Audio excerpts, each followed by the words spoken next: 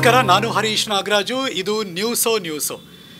ಉತ್ತರ ಪ್ರದೇಶದ ಬುಲಂದ್ ಸಿಟಿನಲ್ಲಿ ಒಬ್ಬ ಸತ್ತೋಗ್ತಾನೆ. ಆತ ರಾಷ್ಟ್ರೀಯ ಕಬಡ್ಡಿ ಕ್ರೀಡಾಪಟು ಬ್ರಿಜೇಶ್ ಸೋಲಂಕಿ ಅಂತ ಆತನ ಹೆಸರು. ಹೇಗೆ ಸತ್ತ ಅಂದರೆ, ಒಂದು ನಾಯಿ ನಾಲೆಯಲ್ಲಿ ಬಿದ್ದು ಕೊಚ್ಚಿ ಹೋಗ್ತಿರುತ್ತೆ. ಆ ನಾಯಿನ ಬಚಾವ್ ಮಾಡೋಕ್ಕೆ ಹೋಗ್ತಾನೆ. ಬಚಾವ್ ಮಾಡೋ ಸಂದರ್ಭದಲ್ಲಿ ನಾಯಿ ಈತನಿಗೊಂದು ಕಚ್ಚುತ್ತೆ. ಇದನ್ನು ತುಂಬ ಸೀರಿಯಸ್ ಆಗಿ ತೊಗೊಳ್ಳೋದೇ ಇಲ್ಲ. ಅವನು ಹಾಗೆ ಬಿಟ್ಬಿಡ್ತಾನೆ. ಆ ನಾಯಿನ ಬಚಾವ್ ಮಾಡಿದ್ದಾಯಿತು. ಅದಾದಮೇಲೆ ದಿನಗಳು ಉರುಳುತ್ತೆ, ತಿಂಗಳುಗಳು ಕಳೆಯುತ್ತೆ. 1-2 ತಿಂಗಳಾದಮೇಲೆ ಆತನ ಮೇಲೆ ಅದು ಎಫೆಕ್ಟ್ ಮಾಡೋಕ್ಕೆ ಶುರು ಮಾಡುತ್ತೆ. ಒಂದಿನ ರಾತ್ರಿ ಮಲಗಿ ಬೆಳಗ್ಗೆ ಏಳಬೇಕಾದ್ರೆ ಕೈಗೆ ಏನೋ ಒಂಥರ ಆತನಿಗೆ ಇರಿಸು ಮುರುಸು. ಆವಾಗ ಇನ್ಫೆಕ್ಷನ್ ಹೆಚ್ಚಿನ ಮಟ್ಟದಲ್ಲಿ ಹರಡ್ಕೊಂಡಿರುತ್ತೆ. ಆತ ಒದ್ದಾಡ್ತಿರ್ತಾನೆ. ನೀವು ಸೋಷಿಯಲ್ ಮೀಡಿಯಾದಲ್ಲಿ ಆತನ ಒದ್ದಾಡುವಿಕೆಯ ವಿಡಿಯೋ ನೋಡಿದ್ರೆ ನಿಜವಾಗ್ಲೂ ನಮಗೆ ಒಂಥರ ಕಣ್ಣಲ್ಲಿ ನೀರು ಬಂದ್ಬಿಡುತ್ತೆ. ಒಬ್ಬ ನ್ಯಾಷನಲ್ ಲೆವೆಲ್ ಕಬಡ್ಡಿ ಕ್ರೀಡಾಪಟುವಿನ ಅವಸ್ಥೆ ಹಿಂಗೆ ಆಗೋಯ್ತಲ್ಲ ಅಂತ. ನೆಗ್ಲಿಜೆನ್ಸಿನ, ಅಥವಾ ಆತನಿಗೆ ಅದು ತಿಳುವಳಿಕೆ ಇರಲಿಲ್ವಾ, ಅಥವಾ ಹತ್ತಿರದಲ್ಲಿ ಯಾರೋ ಹೇಳೋರು ಕೂಡ ಇರಲಿಲ್ವಾ, ರೇಬೀಸ್ ವೈರಸ್ ಈ ಥರ ಅಟ್ಯಾಕ್ ಮಾಡುತ್ತಾ? ಬಿಕಾಸ್ ನಾಯಿನ ನಾವೆಲ್ಲರೂ ಕೂಡ ಪೆಟ್ ಎನಿಮಲ್ ಆಗಿ ಸ್ವೀಕಾರ ಮಾಡಿದ್ದೀವಿ, ಮನೇಲಿ ಸಾಕ್ತಿರ್ತೀವಿ. ಬೀದಿಲಿ ಹೋಗ್ಬೇಕಾದ್ರೆ ಯಾವುದೋ ಕಚ್ಚಿಬಿಡುತ್ತೆ, ತಲೆ ಕೆಡಿಸ್ಕೊಂಡಿರಲ್ಲ. ಇದು ಬಹಳ ಬಹಳ ಮುಖ್ಯ ಅನಿಸುತ್ತೆ. ದೊಡ್ಡ ಮಟ್ಟದಲ್ಲಿ ಒಂದು ಮೆಸೇಜ್ ಕೊಡ್ತಾ ಇದೆ. ಲೆಟ್ ಮಿ ಆಸ್ಕ್, ಇದ್ರ ಬಗ್ಗೆ ಡಾಕ್ಟರ್ನೇ ಕೇಳೋಣ. ನಮ್ಮ ಜೊತೆ ಸರ್ಜನ್ ಡಾಕ್ಟರ್ ಅಂಜನಪ್ಪ ಅವರಿದ್ದಾರೆ. ಲೆಟ್ ಮಿ ಆಸ್ಕ್ ಡಾಕ್ಟ್ರೇ, ಈ ಪ್ರಕರಣ ಏನು ಮೆಸೇಜ್ ಪಾಸ್ ಮಾಡುತ್ತೆ? ಹರೀಶ್ ನಾಗರಾಜ್, ಇದು ಭಾಳ ಇಂಪಾರ್ಟೆಂಟ್. ಜನಸಾಮಾನ್ಯರಿಗೆ ಇದರ ಅರಿವು ಮೂಡಿಸ್ಬೇಕಾದ್ರೆ ಭಾಳ ಇಂಪಾರ್ಟೆಂಟ್. ರೇಬೀಸ್ ಅನ್ನೋ ಒಂದು ಕಾಯಿಲೆ ಇದುವರೆಗೂ ಪ್ರಪಂಚದಲ್ಲಿ ರೇಬೀಸ್ ಆದಮೇಲೆ ಎಲ್ಲ ನಾಯಿಗಳು ಕಚ್ಚಿದರೆ ರೇಬೀಸ್ ಆಗಲ್ಲ, ಆದೋನು ಉಳಿಯೋ ಚಾನ್ಸ್ ಇಲ್ಲ. ಇದುವರೆಗೂ ವರ್ಲ್ಡ್ನಲ್ಲಿ ಜರ್ಮನಿಯೊಳಗೆ ಯಾವುದೋ ಒಂದು ಕೇಸು ಕೋಟ್ ಮಾಡ್ತಾರೆ ಉಳಿದಿತ್ತು ಅಂತ. ಅದರ ಪ್ರಪಂಚದಲ್ಲಿ ಇದುವರೆಗೂ ಅಮೇರಿಕಾ ಆಗಲಿ, ನ್ಯೂಜಿಲ್ಯಾಂಡ್ ಆಗಲಿ, ಸ್ವಿಟ್ಜರ್ಲ್ಯಾಂಡ್ ಆಗಲಿ ಇದುವರೆಗೂ ಎಲ್ಲೂ ಉಳಿದಿಲ್ಲ.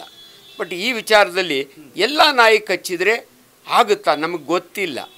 ಅದಕ್ಕೆ ಮೊದಲೆಲ್ಲ ಹುಚ್ಚುನಾಯಿಗಳೊಂದು 2 ಥರ ಹುಚ್ಚುನಾಯಿ ಇದ್ದಾವೆ. ಸೋಬರ್ ಹುಚ್ಚುನಾಯಿ, ಫೆರೇಶಿಯಸ್ ಹುಚ್ಚುನಾಯಿ.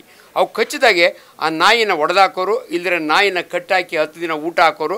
ಅದು ಸತ್ತೋದ್ರೆ ಇದು ರೇಬೀಸ್ ಡಾಗ್ ಅಂತ. ನಾನು MBBS ಓದೋ ಕಾಲದಲ್ಲಿ ಇದು ಥೀಮ್, ಇವನಿಗೆ ಟ್ರೀಟ್ಮೆಂಟ್ ಕೊಡಬೇಕು ಅಂತ. ಆದರೆ ಇವತ್ತು ಈ ಇನ್ಸಿಡೆನ್ಸ್ ನೀವು ಹೇಳಿದ ಮೇಲೆ ನನ್ನ ಮನವಿ, ಎಂಥದ್ದು ಪೆಟ್ಟಡ್ ಆಗಿರಲಿ, ನಿಮ್ಮ ನಾಯಿಗೆ ಆಲ್ರೆಡಿ ವ್ಯಾಕ್ಸಿನ್ ಹಾಕಿರೋದಿರಲಿ, ಇನ್ನು ದಾರಿಗೆ ಹೋಗೋ ನಾಯಿ ಇರಲಿ, ನಾಯಿ ಕಚ್ಚಿದ್ದಾರೆ, ಮೊದಲನೇ ಚಿಕಿತ್ಸೆ ಅಂದರೆ ನಿಮ್ಮ ಗಾಯವನ್ನು ಸೋಪ್ನಲ್ಲಿ, ಲೈಫ್ ಬಾಯ್ ಸೋಪು, ಡೆಟಾಲ್ ಸೋಪು ಯಾವ್ದು ಸಿಕ್ಕಿರೋ ಅದನ್ನು ಆದಷ್ಟು ಬೇಗ ವಾಶ್ ಮಾಡಬೇಕು. 2ನೇದು ರೇಬಿ ಪ್ಯೂರ್ ಇಂಜೆಕ್ಷನ್.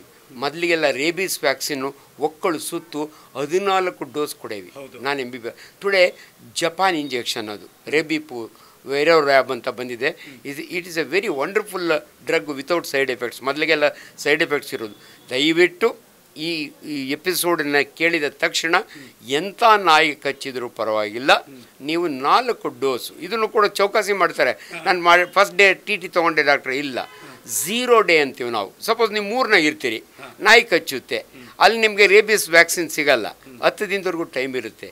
ಬೆಂಗಳೂರಿಗೆ ಬನ್ನಿ, ನಿಮ್ಮೂರಿಗೆ ಬನ್ನಿ, ಫಸ್ಟ್ ಡೋಸ್ ತೊಗೋತೀರಲ್ಲ ಅದನ್ನು 0 ಡೇ ಅಂತೀವಿ ನಾವು.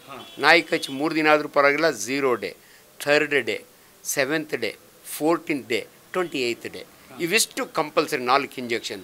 5ನೇದು ಆಪ್ಷನಲ್ 90th ಡೇ ತೊಗೋಬೇಕು. ಅನ್ಫಾರ್ಚುನೇಟ್ಲಿ ಆ ನ್ಯಾಷನಲ್ ಕಬಡ್ಡಿ ಪ್ಲೇಯರ್ ಮಾಡಿರೋ ಮಿಸ್ಟೇಕ್, ಸಣ್ಣ ನಾಯಿ ಎಲ್ಲ ಏನೂ ಆಗಲ್ಲ ಅಂತ. ಬಟ್ ಇಷ್ಟು ದಿನ ಆದಮೇಲೆ ಯಾಕೆ ಅವನಿಗೆ ರೇಗ್ತು ಅಂದರೆ 90 ಡೇಸ್ ಇರುತ್ತೆ ಇನ್ಕ್ಯುಬೇಷನ್ ಪೀರಿಯಡ್ ಅಂತೀವಿ ನಾವು. ನಾಯಿ ಕಚ್ಚಿದ ಆ ವೈರಸ್ಸು ಬುಲೆಟ್ ವೈರಸ್ ಅಂತೀವಿ ನಾವು ಅದನ್ನು. It's A virus. ಆ್ಯಂಡ್ ಇನ್ನೊಂದು ನೀವು ಜನ ತಿಳ್ಕೊಬೇಕು, ಇದು ರಕ್ತದ ಮುಖಾಂತರ ಹೋಗಲ್ಲ, ನರ್ವ್ಸ್ ಮುಖಾಂತರ ಬ್ರೈನ್ಗೆ ಹೋಗುತ್ತೆ, ಬ್ರೈನ್ನ ಹೋಗಿ ಕೂತ್ಕೊಳ್ಳುತ್ತೆ ಕಾಯಿಲೆ.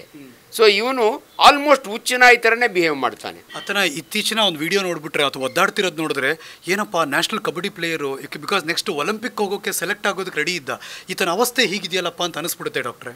ನಿಮಗೊಂದು ಆಶ್ಚರ್ಯ ವಿಚಾರ ಅಂದರೆ, ಬೊಗಳ್ತಾನೆ ಅವನು. ಇದನ್ನು ನಾವು ಹೈಡ್ರೋಫೋಬಿಯಾ ಅಂತೀವಿ. ಅವನ ಮುಂದೆ ನೀರನ್ನೇನಾದರೂ ಹಿಂಗಂದರೆ ಹಾಗೆ ಸ್ಪ್ಯಾಸಮ್. ಹೈಡ್ರೋ ಅಂದರೆ ನೀರು, ಫೋಬಿಯಾ ಅಂದರೆ ಭಯ. ಹುಚ್ಚು ರೇಗಿದವರಿಗೆ, ರೇಬೀಸ್ ಆದವರಿಗೆ ಈ ನೀರನ್ನ ಕಂಡ್ರೆ ಆಗಲ್ಲ, ಕುಡಿಲಿಕ್ಕಾಗ ಆಳೋ ಅದ್ರ ಶಬ್ದ ಕಂಡ್ರೆ ಆಗಲ್ಲ. ಅದಕ್ಕೆ ಇದನ್ನು ಹೈಡ್ರೋಫೋಬಿಯಾ ಅಂತೀವಿ.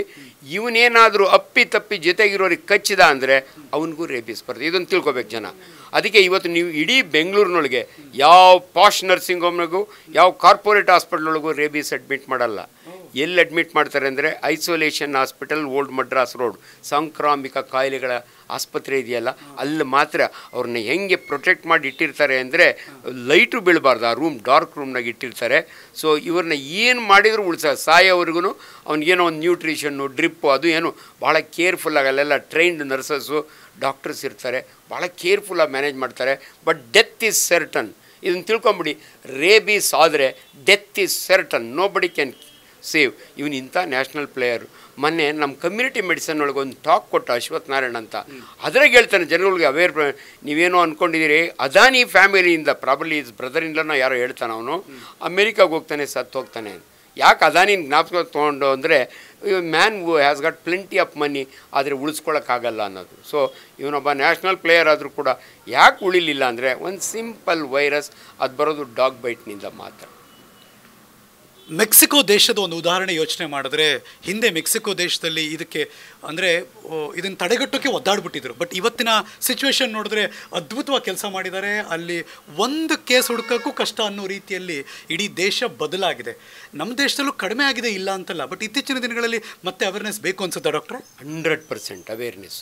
ನೀವು ನೋಡಿ ಲಕ್ಷದ್ವೀಪ ಒಳಗೆ ಡಾಗ್ಸೇ ಇಲ್ಲ, ಅಲ್ಲಿ ರೇಬೀಸ್ ಕೇಸೇ ಇಲ್ಲ, ಬೆಕ್ಕುಳಿದ್ದಾವೆ. ಬಟ್ ಇದು ಡಾಗ್ ಬೈಟ್ ಅಷ್ಟೇ ಅಲ್ಲ, ಕೆಲವು ಬೇರೆ ಅನಿಮಲ್ಸ್ ಇರ್ತಾವಲ್ಲ, ಕಾಡಿನ ಪ್ರಾಣಿಗಳು, ಅವು ಕಚ್ಚಿದ್ರೂ ಬರುತ್ತೆ. But rare, but maximum dog ಬೈಟಿಂದ ಬರುತ್ತೆ. ಅದರಿಂದ ದಯವಿಟ್ಟು ಇದನ್ನು, ಅದಕ್ಕೆ ಬೀದಿ ನಾಯಿಗಳಿಗೆ ಯಾರೂ ವ್ಯಾಕ್ಸಿನ್ ಮಾಡಿಸಲ್ಲ. ಮನೆ ನಾಯಿಗಳಿಗೆ ವ್ಯಾಕ್ಸಿನ್ ಮಾಡಿದರೂ ಕೂಡ ದಯವಿಟ್ಟು ಇಂಜೆಕ್ಷನ್ ತೊಗೊಳ್ಳಿ. ನಿಮ್ಮ ಡಾಗ್ ಎಷ್ಟು ಎಫೆಕ್ಟಿವ್ ಆಗಿ ವ್ಯಾಕ್ಸಿನೇಷನ್ ಆಗಿದೆ ನಮಗೆ ಗೊತ್ತಿಲ್ಲ. ಮನೆ ನಾಯಿ ಡಾಕ್ಟ್ರೆ ವ್ಯಾಕ್ಸಿನ್ ಹಾಕ್ಸಿದ್ದೀನಿ ಡಾಕ್ಟ್ರೆ, ದಯವಿಟ್ಟು ಡೋಂಟ್ ಟ್ರಸ್ಟ್. 350 ರೂಪಾಯಿ ಒಂದು ಇಂಜೆಕ್ಷನ್. ಗೌರ್ಮೆಂಟ್ ಹಾಸ್ಪಿಟ್ಲ್ಗಳಾಗಿ KC ಜನರಲ್ಲು, ಕೆಂಪೇಗೌಡ ಅಂತ ಕಡೆ ಹೋದರೆ ನೀವು ಫ್ರೀ ಕೊಡ್ತಾರೆ, ವಿಕ್ಟೋರಿಯಾ ಹಾಸ್ಪಿಟ್ಲು ಅಂತ ಕಡೆ. ಇನ್ಫ್ಯಾಕ್ಟ್ ನಾವು ಕಿಮ್ಸ್ ಹಾಸ್ಪಿಟ್ಲ್, ನಾನು ಚೇರ್ಮನ್ ಇದ್ದೀನಿ ಇವಾಗ, ನಮ್ಮಲ್ಲಿ ಒಂದು ಡಾಗ್ ಬೈಟ್ ಸೆಂಟ್ರೇ ಮಾಡಿದ್ದೀವಿ. ಅರ್ಧ ರಾತ್ರಿಯೊಳಗೆ ನಾಲ್ಕು ಬಂದು, ಅಷ್ಟೇ ಅಲ್ಲ, ನೀವು ತಿಳ್ಕೊಳ್ಳಿ, ಅಗದು ಕಿತ್ತಾಕ್ಬಿಟ್ಟಿರ್ತದಲ್ಲ, ಅದನ್ನು ಹಂಗೆ ಸೂಚರ್ ಮಾಡಲ್ಲ ನಾವು. ಅಲ್ಲಿ ಸೀರಮ್ ಕೊಟ್ಬಿಟ್ಟು ಆಮೇಲೆ ಸೂಚರ್ ಮಾಡ್ತೀವಿ. ಯಾಕಂದರೆ ಅಲ್ಲೇ ವೈರಸ್ಸು ಬ್ರೈನ್ಗೆ ಹೋಗುತ್ತೆ. ಅದರಿಂದ ಯಾವುದೇ ಒಂದು ಡಾಗ್ ಬೈಟ್ನ ಉಂಡು ಸೂಚರ್ ಮಾಡಬೇಕಾದ್ರೆ ಯಾವುದೋ ನಿಮ್ಮೂರು ನರ್ಸಿಂಗ್ ಹೋಮ್ನಾಗೆ ಡಾಕ್ಟ್ರ್ ಅರಿವಿಲ್ದಿರ ಸೂಚರ್ ಮಾಡಬಾರ್ದು. ಬ್ಲೀಡಿಂಗ್ ಆಗ್ತಿದ್ರೂ ಪರವಾಗಿಲ್ಲ, ಪ್ರೆಷರ್ ಮಾಡಿ ಇಟ್ಕೋಬೇಕು. ಅದರಿಂದ ದಯವಿಟ್ಟು ಡಾಗ್ ಬೈಟ್, ಸಾಕಷ್ಟು ಜನ ಸಾಯ್ತಾರೆ ಸರ್, ನಮ್ಮಲ್ಲಿ ಕರೆಕ್ಟ್ ಸ್ಟ್ಯಾಟಿಸ್ಟಿಕ್ಸ್ ಇಲ್ಲ. ಆದರೆ ಡಾಗ್ ಬೈಟ್ ಆ್ಯಂಡ್ ಸ್ನೇಕ್ ಬೈಟ್ನಿಂದ ನಮ್ಮ ದೇಶದಲ್ಲಿ ಸಾಯೋರು ತುಂಬ ಜನ ಇದ್ದಾರೆ. ಅದು ಸಿಟಿಲಲ್ಲಾಗಲಿ ಹಳ್ಳಿನಲ್ಲಾಗಲಿ ನಾಯಿ ಕಚ್ಚಿತು ಅಂದರೆ ತತ್ಕ್ಷಣಕ್ಕೆ ಮಾಡಬೇಕಾದ ಕೆಲಸ ಏನು? ಫಸ್ಟ್ ವಾಶ್ ಮಾಡೋದು. ಯಾವುದೇ ಸೋಪು, ಪರ್ಟಿಕ್ಯುಲರ್ಲಿ ರಿನ್ ಸೋಪ್ ಆದರೂ ಆಗಲಿ, ಚೆನ್ನಾಗಿ ವಾಶ್ ಮಾಡಬೇಕು ಫಸ್ಟ್ ಕೆಲಸ. ನಮ್ಮ ಕಡೆ ಇದೇನೋ ಇದ್ರ ಪ್ಲೇಟ್ನ ಪುಡಿ ಮಾಡಿ ಹಾಕ್ತಾರೆ, ಸುಣ್ಣ ಹಾಕ್ತಾರೆ, ದಯವಿಟ್ಟು ಅವೇನು ಮಾಡಬೇಡಿ. ಆಮೇಲೆ ಇನ್ನೊಂದು ಭಾಳ ಇಂಪಾರ್ಟೆಂಟು, ಡಾಗ್ ಬೈಟ್ನಲ್ಲಿ ಪಥ್ಯ ಇಲ್ಲ. ತುಂಬ ಜನ ಅದೇನೋ ಮಟನ್ ತಿನ್ನಬಾರ್ದಂತೆ, ಹಲಸಿನ ಹಣ್ಣು ತಿನ್ನಬಾರ್ದು, ದಯವಿಟ್ಟು ಅವೆಲ್ಲ ಬಿಟ್ಟುಬಿಡಿ. ಕರೆಕ್ಟಾಗಿ ಫಸ್ಟ್ ಮಾಡೋವಂಥದ್ದು ವೂಂಡ್ ಟಾಯ್ಲೆಟ್. ಎರಡನೇದು, ನಿಮ್ಗೆ ಎಷ್ಟು ಬೇಗ ಆಗುತ್ತೋ ಅಷ್ಟು ಇಂಜೆಕ್ಷನ್ನು. ಸೊ ಇದು ಎಲ್ಲ ಕಡೆ ಸಿಗುತ್ತೆ ಇಂಜೆಕ್ಷನ್ನು. ನೀವು ಫಸ್ಟ್ ಡೋಸ್ ತೊಗೊಂಬಿಡಿ. ಆಮೇಲೆ ಕರೆಕ್ಟಾಗಿ ಪರವಾಗಿಲ್ಲ. ನಾಯಿ ಮೊದಲೆಲ್ಲ ನಾಯಿ 10 ದಿನ ಸಾಯೋವರೆಗೂ ನಾವು ಇಂಜೆಕ್ಷನ್ ಕೊಡ್ತಿಲ್ಲ. ಇವತ್ತು ಎಷ್ಟೋ ಸಿಂಪ್ಟಮ್ಯಾಟಿಕ್ ಡಾಗ್ಸ್ ಅಂತೀವಿ, ಅದರಲ್ಲಿ ರೇಬಿಸ್ ಇರುತ್ತೆ, ಬಟ್ ಅದು ಸತ್ತು ಹೋಗಲ್ಲ. ಅದರಿಂದ ದಯವಿಟ್ಟು ಈ ರಿಸ್ಕ್ ತೊಗೋಬೇಡಿ ಅಂತ ಹೇಳಿ. ಬ್ರಿಜೇಶ್ ಸೋಲಂಕಿಗೆ ಹಿಂಗಾಯ್ತಲ್ಲ ಅಂತ ಅವರ ಸಹೋದರ ಮೈಕ್ ಹಿಡಿದು ಕೇಳ್ತಾ ಇದ್ರು, ಸರ್ಕಾರ ಸಹಾಯ ಮಾಡಬೇಕು, ಸರ್ಕಾರದ ಜವಾಬ್ದಾರಿ ಇದು ಅಂತ. ಡಾಕ್ಟ್ರೇ, ಸರ್ಕಾರದ ಪಾಲು ಏನಿದಿರಲಿ? ಸರ್, ಭಾಳ ಇಂಪಾರ್ಟೆಂಟ್. ನನಗೂ ಇದು ಗೊತ್ತಿರಲಿಲ್ಲ. ಬಟ್ ಮೊನ್ನೆ ಒಂದು ಯೂಟ್ಯೂಬ್ನಾಗ ಅಥೆಂಟಿಕ್ ಇನ್ಫಾರ್ಮೇಷನ್ನು, ಸ್ಟ್ರೀಟ್ ಡಾಗ್ ಏನಾದರೂ ನಿಮ್ಮನ್ನು ಕಚ್ಚಿದರೆ ಅದನ್ನು ಫೋಟೋ ತೆಕ್ಕೊಂಡು ಡಾಗ್ದು ನಿಮ್ಮ ಉಂಡದು ತೊಗೊಂಡು ಕನ್ಸರ್ನ್ಡ್ ಡಿಸ್ಟ್ರಿಕ್ಟ್ ಸರ್ಜನ್, ಅಂದರೆ ಪ್ರತಿ ಡಿಸ್ಟ್ರಿಕ್ಟ್ನಲ್ಲೂ ಅವರು ಇರ್ತಾರೆ, ಅಲ್ಲಿ ಹೋದರೆ there is a cell for that. ಅವರು ಸರ್ಕಾರದಿಂದ ನಿಮಗೆ 50,000 ರೂಪಾಯಿ ದುಡ್ಡು ಕೊಡಿಸ್ತಾರೆ. ಇದು ಸರ್ಕಾರದ ಜವಾಬ್ದಾರಿ, ಪುಕ್ಕಟೆ ಏನು ಕೊಡೋದಲ್ಲ, ಸರ್ಕಾರದ ಜವಾಬ್ದಾರಿ. ಬೀದಿ ನಾಯಿ, ನಿಮ್ಮನೆ ನಾಯಿ ಅಲ್ಲ, ಬೀದಿ ನಾಯಿ ಕಚ್ಚಿದರೆ ಇದು ಸರ್ಕಾರ ಜವಾಬ್ದಾರಿ. ಆ್ಯಂಡ್ ಇವತ್ತು ಅನ್ಫಾರ್ಚುನೇಟ್ಲಿ ಬೀದಿ ನಾಯಿಗಳಿಗೆ ಬರೀ ಟ್ಯೂಬೆಕ್ಟಮಿ ಮಾಡ್ತಾರೆ, ಅಂದರೆ ಅವು ಮಲ್ಟಿಪ್ಲೈ ಆಗ್ದಂಗೆ ನೋಡ್ಕೊಳ್ತಾರೆ ಹೊರತು ಬೀದಿ ನಾಯಿಗಳಿಗೆ ವ್ಯಾಕ್ಸಿನ್ ಹಾಕಲ್ಲ. ಯಾವಾಗ ಬೀದಿ ನಾಯಿಗಳಿಗೆ ರೇಬೀಸ್, ಆಂಟಿ ರೇಬೀಸ್ ವ್ಯಾಕ್ಸಿನ್ ಹಾಕಲ್ವೋ ಆ ನಾಯಿಗಳೆಲ್ಲ ಕೂಡ ಡೇಂಜರಸ್. ಅದು ಭಾಳ ಇಂಪಾರ್ಟೆಂಟ್. ಓಕೆ, ಫ್ಯಾಂಟಾಸ್ಟಿಕ್ ಡಾಕ್ಟ್ರೆ, ಥ್ಯಾಂಕ್ ಯು ಸೊ ಮಚ್. ಒಂದಷ್ಟು ಉಪಯುಕ್ತ ಮಾಹಿತಿ ನಮಗೆ ಕೊಟ್ಟಿದ್ದೀರಾ. ಥ್ಯಾಂಕ್ ಯು, ವಂದನೆಗಳು. Thank you sir, thank you very much.